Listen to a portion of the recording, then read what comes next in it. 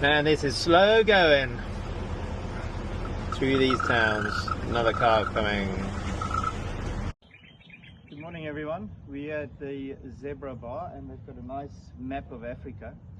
So this is the route we've done so far. We came in Ceuta, Morocco, into the Western Sahara, Mauritania, and we're now in Senegal, the green bit. The day started in paradise, but we knew we had a hard slog ahead of us of about 280 kilometers.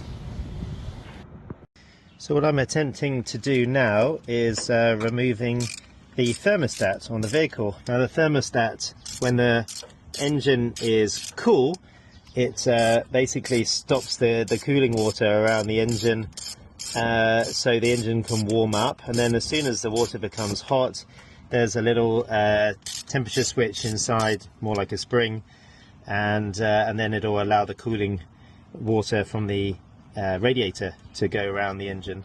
But it's also restricting the flow. So Martin last night, who's driven all over Africa in just about every vehicle, he said, you know, when you drive in hot places you really don't need that thermostat, and by removing it you get a lot more cooling water. So I'm going to try and remove it and let's see if it makes a difference. Okay, here's the little thermostat. We'll take him out and we'll put this guy back on again. There he is. So it's just a heat sensitive switch. Bye-bye.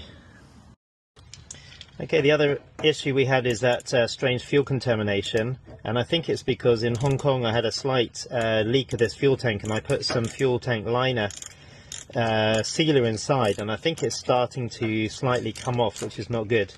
And I'm just going to change the fuel tank filter to a more fine one, and then hopefully that'll stop it from getting towards the engine. This is the cheapy crappy fine one, but I think this will be a better job. This is the one that actually was in the vehicle before. We literally had to force ourselves to leave the paradise of the Zebra Bar, as we knew we had quite a long way to go to the border. In total, probably about 10 to 11 hours, and today we just tried to halve that. It was a very, very hot day. The roads were not brilliant. There was a lot of potholes, and about every 8 to 10 kilometers there was a village with probably about 6 speed humps along the way, and a huge amount of traffic, which was mainly donkey and horse-drawn carts. So it was a very slow day's driving. Do your Moses thing again. It certainly took Carl and myself by surprise, seeing the amount of horse and donkey-drawn traffic here. It was literally like going back in time. It was absolutely amazing. Harness is a tire. That's a tiny donkey. Shame.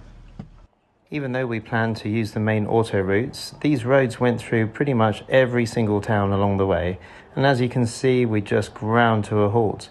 It was very interesting to see, but when you've got 200 or 300 kilometers ahead of you and you're baking in the hot weather, it is a little bit tough going sometimes.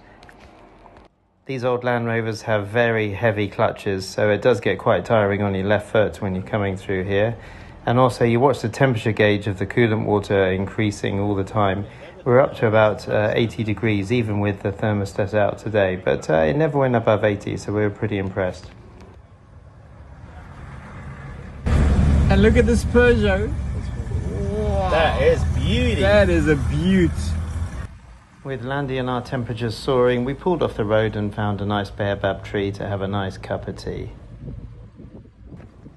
Our mission had been to get to the halfway town of Catherine, and we completed that. Just as the sun was setting, we got to our nice hotel, managed to sit down with a pizza and a nice cold bottle of Gazelle. So we're doing this crazy journey in my Land Rover Series 1, which is my daily drive in Hong Kong. We're raising money for the Tusk Trust, so please click on our GoFundMe link and support our cause. Please also subscribe